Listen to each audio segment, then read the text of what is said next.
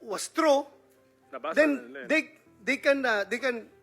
were covered by that memorandum. And I would like to seek their opinion as to the intent of that memorandum. Is it really killing? Otherwise, kung gusto kong patayin yung mga suspect na yan, bakit pa ako gagamit ng neutralized term?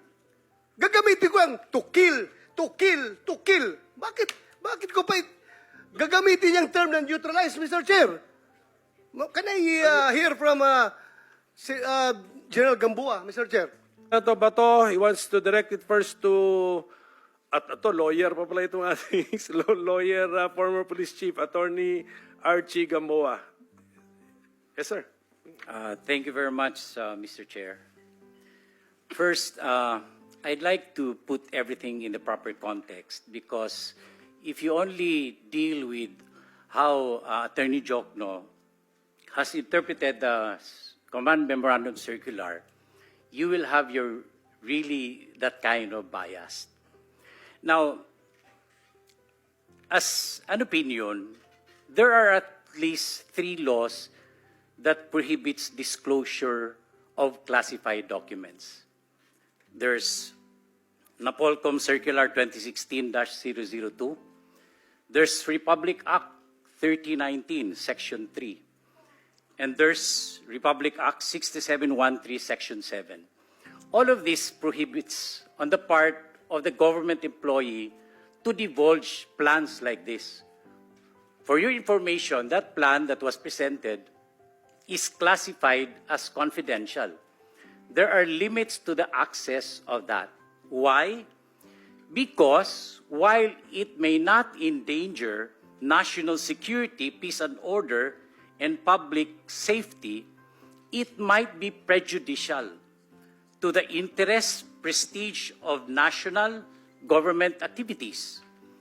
It may cause administrative embarrassment. It may cause unwarranted injury, and it may be advantageous to other nations.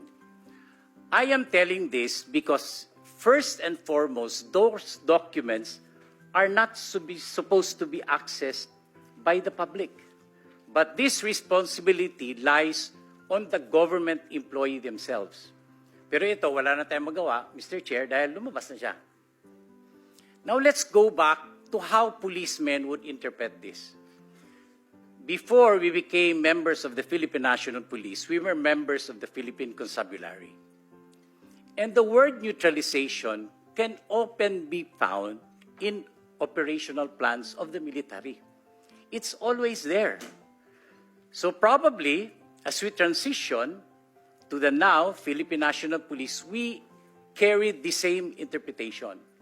Now, if you look at the entire CMC, the Command Memorandum Circular, in the coordinative portion, it emphasizes respect for human rights as embodied in the 1987 Constitution, respect for police operational protocols. It's all there. So if you take it in its entire context, you don't necessarily mean neutralization is killing. Because it may cause, no? There's a question of bakit nag-iba ang shift ng strategy ng PNP to double barrel? Bakit merong tukhang, merong HVT na sinasabing nagde-determine ng drug list? When you are a member of the military, even in our campaign against the insurgents, we always start with the order of battle. The order of battle is the list of suspected communists, be it armed guerrilla or even legal fronts.